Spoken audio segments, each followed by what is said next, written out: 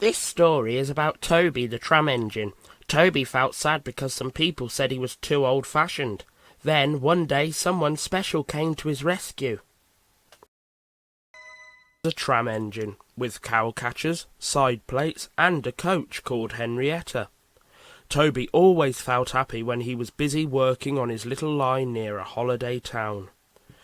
Toby and Henrietta worked hard, taking trucks from the farms to the main line, but they didn't have many passengers. Henrietta wished she had more passengers. "The buses are always full, even though they often have accidents," she grumbled. "We never have accidents, but nobody wants to travel with us."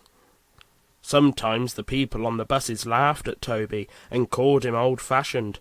This made Toby feel sad. One day a car stopped nearby and two children jumped out. "Wow, look at this engine," said the little boy. "That's a tram engine," explained a stout gentleman. "It's a special kind of steam tram." "Can we have a ride in it?" asked the little girl. "Please." When everyone had climbed into Henrietta, the guard blew his whistle, and Toby set off. "Hip, hip, hooray!" Henrietta cheered as they steamed away. Everyone enjoyed the ride. "Thank you, Toby. We'll come back soon," they promised. "Peep, peep," whistled Toby. "We would like that." As the weeks passed, there were only a few trucks for Toby to pull, and there weren't any passengers. "It's our last day, Toby," his driver said one morning. "The manager says we must close tomorrow." At the end of the day, Toby puffed back to his shed.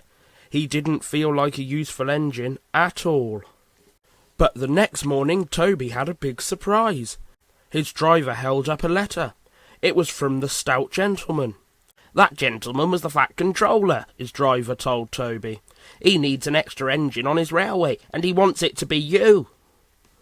Toby beamed from buffer to buffer. What exciting news!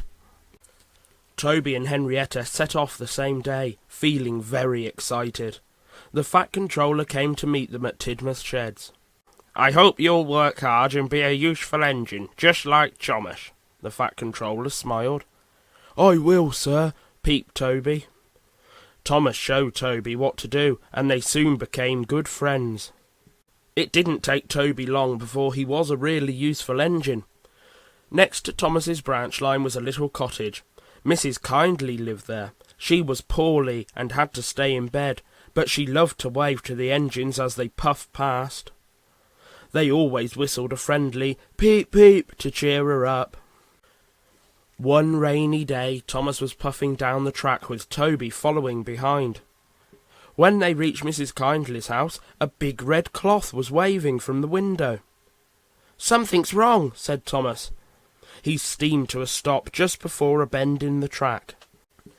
Thomas's driver and fireman hurried towards the cottage, but when they reached the bend, they saw why Mrs. Kindly had tried to stop the train.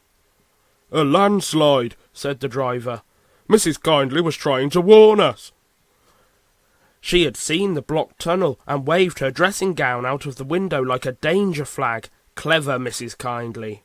The next day, Toby and Thomas brought a new dressing gown, grapes, and some coal to say thank you to Mrs. Kindly.